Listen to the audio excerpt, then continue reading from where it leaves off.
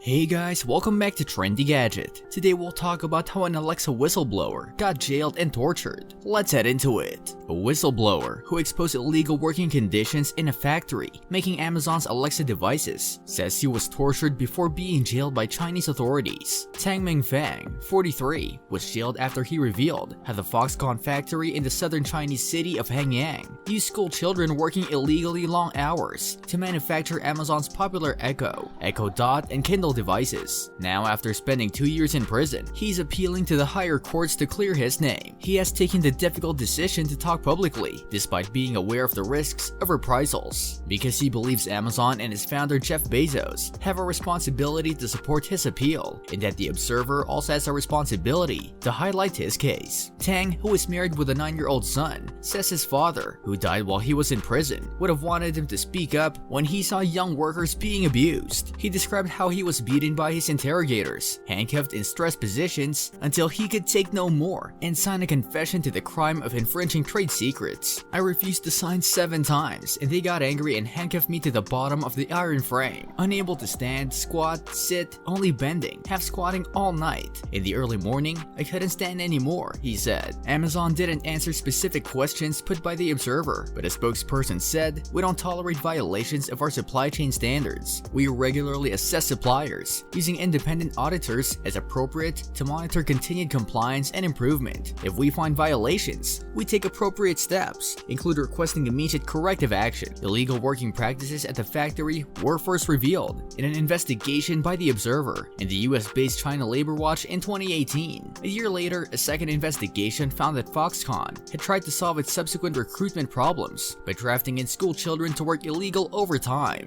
Internal Foxconn documents passed on by Tang formed the basis of the second investigation. Amazon sent its own staff into the factory to investigate the labor law breaches, and Foxconn was forced to pay more than £165,000 in compensation for underpaying workers making Echo and Echo Dot devices in Hanyang. Meanwhile, Foxconn brought in the Chinese authorities to investigate the leak. Tang was charged, convicted, and jailed for 2 years. He said he believed Amazon acted correctly in addressing the illegal working practices, but that it should have intervened on behalf in line with US law offering protection to whistleblowers and guaranteeing their freedom of speech. Tang worked for Foxconn monitoring supply levels and had access to the factory computer system. He said he came across information showing how Foxconn was using temporary workers and school children to cut costs. "I was also clear about how the student workers were physically punished and assaulted by their teachers. I believe these things are wrong and illegal," he said. He said workers regularly exceeded the limit of 36 hours of overtime in a month, with some of the assembly lines exceeding 100 hours a month during busy periods.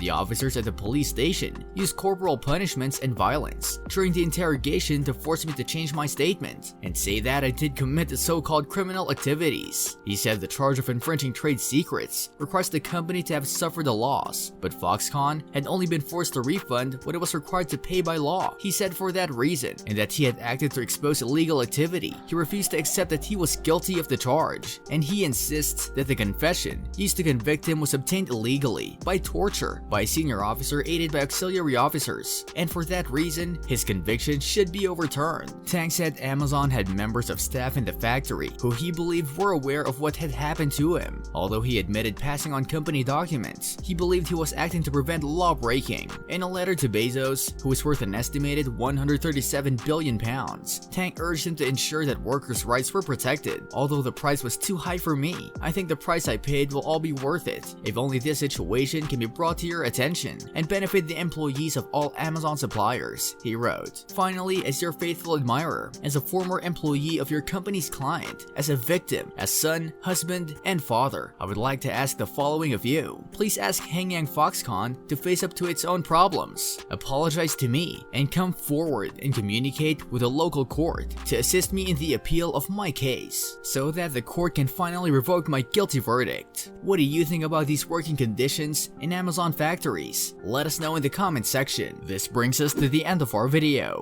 I hope you enjoyed it. Hit like if you did, and don't forget to subscribe to our channel so that you don't miss any of our videos in the future. Also, watch the 2 videos that are on your screen because I'm sure you'll love them. With that, I'll see you in the next video.